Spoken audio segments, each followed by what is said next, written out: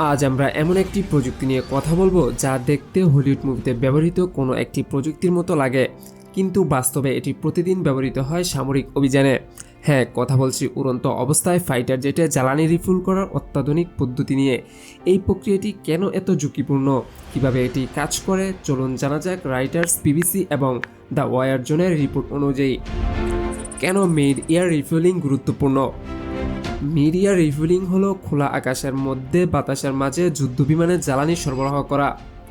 Fighter জেটের fuel tank সাধারণত সীমিত একটা দূরত্বে উঠতে পারে, কিন্তু যুদ্ধ বা জরুরি মিশনে বিমানকে হাজারো মাইল উঠতে হয়। এখানেই কাজে আসে মিড এয়ার রিফিউলিং। এই পদ্ধতিতে উড়ন্ত অবস্থায় একটি ট্যাঙ্কার বিমান, যেমন KC-135 স্ট্র্যাটো ট্যাঙ্কার, ফাইটার জেটকে জ্বালানি সরবরাহ করে। এর ফলে জেটটি আকাশেই পুনর্জীবিত হয়ে আরও কয়েক ঘন্টা উঠতে পারে। ফাইটার এয়ারক্রাফটকে দুইটি উপায়ে বাতাসে জ্বালানি দেওয়া যায়। প্রথমটি হলো বুম সিস্টেম, যা মূলত মার্কিন যুক্তরাষ্ট্র ব্যবহার করে থাকে। ট্যাঙ্কার বিমান থেকে একটি অনমনীয় দাতব পাইপ বা বুম বের করা হয়। ফাইটার জেট পাইলট এই বুমকে নিজের জেটের ফুয়েল রিসিভিং পোর্টে যুক্ত করেন। বুম অপারেটর ট্যাঙ্কারে বসে এই প্রক্রিয়া কন্ট্রোল করেন। এই সিস্টেমে প্রতি মিনিটে 1000 গ্যালন পর্যন্ত জ্বালানি ট্রান্সফার করা সম্ভব হয়। দ্বিতীয় পদ্ধতিটি হলো প্রুফ অ্যান্ড ড্রগ সিস্টেম, যেটি মূলত রাশিয়া এবং ইউরোপের দেশগুলো ব্যবহার করে থাকে। ট্যাঙ্কার থেকে একটি ফ্লেক্সিবল হোস এবং তার শেষে ড্রগ ঝুলতে থাকে। ফাইটার জেট পাইলট নিজে প্রোপ দিয়ে ড্রাগকে আটকায়। এটি বেশ চ্যালেঞ্জিং, কারণ পাইলটকে অবিশ্বাস্য দক্ষতা দেখাতে হয়। রয়টার্সের রিপোর্ট অনুযায়ী মার্কিন বিমান বাহিনী বোম সিস্টেম পছন্দ করে, কারণ এটি দ্রুত জ্বালানি ট্রান্সফার করে। অন্যদিকে প্রুফ অ্যান্ড ড্রগ সিস্টেম বহুমুখী, যা হেলিকপ্টারও ব্যবহার করা যায়। এই দুইটি বিষয় আপনাদেরকে আরেকটু বুঝিয়ে বলি। যুদ্ধবিমানে একটি অভ্যন্তরীণ জ্বালানি আধার থাকে, যা বিমানের পেছনে বা কখনো কখনো ডানায় অবস্থিত থাকে। এটি একটি বোম ব্যবহার করে। বোম হলো একটি রিফিউলিং ট্রান্সফার এক্সটেনশন, যার দুটি ডানা রোডার বেটর নামক ড্রাগাটির কাছে থাকে, যা ট্যাঙ্কারের লেজ থেকে পৌঁছায় এবং ফাইটারের রিফিউলিং পোর্টে ঢোকানো হয়।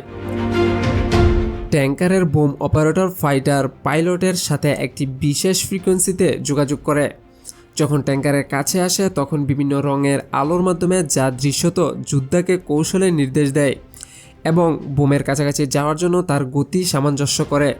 সেই সময়ে বুম অপারেটর রাডার বেটর ব্যবহার করে এক্সটেনশনটি উড়বে যতক্ষণ না বুম রিসিভারের সংস্পর্শে আসে। যখন বুম লাইন আপ করা হয়, বুম অপারেটর বুম আউট প্রসারিত করে যতক্ষণ না এটি রিফিলিং পোর্টে যায়। তারপরে জ্বালানি পাম্প করা হয়।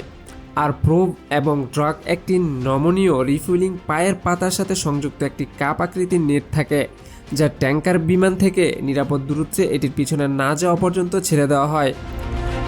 সে যাই হোক না কেন, ড্রাগ ড্রট আপনাকে ব্যাডমিন্টন ফ্লাওয়ারের কথা মনে করিয়ে দেবে। একবার রিফিউলিং সম্পূর্ণ হলে রিসিভার পিছিয়ে যায় এবং তার মিশন নিয়ে এগিয়ে যায়।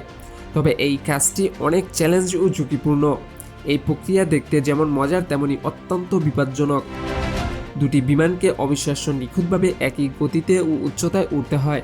সামান্য ভুলেই ঘটতে পারে ভয়াবহ দুর্ঘটনা। বিবিসির রিপোর্ট অনুযায়ী 2022 সালে জাপানের একটি F-15 জেট রিফিউলিংয়ের সময় ট্যাঙ্কারের সাথে ধাক্কা খেয়ে ক্ষতিগ্রস্ত হয়। প্রতি বছর বিশ্বজুড়ে গড়ে 5 থেকে 6টি রিফিউলিং সম্পর্কিত ঘটনা ঘটে। এই কাজটি করার জন্য পাইলটদের 100+ ঘন্টা সিমুলেশন ট্রেনিং দেওয়া হয় এবং অটোমেটেড সিস্টেম ব্যবহার করে গতি ও উচ্চতা কন্ট্রোল করা হয়। তবে আপনাদের মনে অবশ্যই প্রশ্ন জাগতে পারে যে বাংলাদেশ বিমান বাহিনীর ফাইটার জেট যেমন MiG-29 F7 কি মিড এয়ার রিফিউলিং করতে সক্ষম কিনা। দ্য ডেইলি স্টারের রিপোর্ট অনুযায়ী বাংলাদেশের MiG-29 জেটগুলো probe and drogue system support করে, কিন্তু বাংলাদেশের কাছে এখনও ট্যাঙ্কার বিমান নেই। ভারত বা অন্যান্য মিত্র দেশগুলোর ট্যাঙ্কারের সাহায্য নেওয়া হয় যৌথ প্রশিক্ষণে। সামরিক বিশেষজ্ঞদের মতে ট্যাঙ্কার বিমান কেনার পরিকল্পনা বাংলাদেশের অগ্রাধিকারের তালিকায় রয়েছে। ভবিষ্যতের জন্য গবেষকরা এখন অটোনোমাস রিফিউলিং ড্রোন তৈরি করছেন, যা AI ব্যবহার করে স্বয়ংক্রিয়ভাবে জেটের সাথে যুক্ত হবে।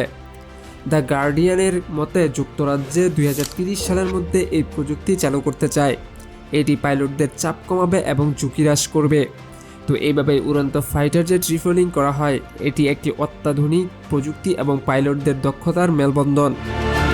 ফাইটার জেট নিয়ে যদি আপনার কোনো ধরনের মন্তব্য থেকে থাকে তাহলে অবশ্যই আমাদের কমেন্ট বক্সে জানাবেন। আমাদের চ্যানেলে নতুন হলে অনুরোধ থাকবে চ্যানেলটি সাবস্ক্রাইব করার জন্য। দেখা হচ্ছে পরবর্তী কোনো ইনফরমেটিভ ভিডিওতে। ততক্ষণ পর্যন্ত সবাই ভালো থাকুন, সুস্থ থাকুন। আল্লাহ হাফেজ।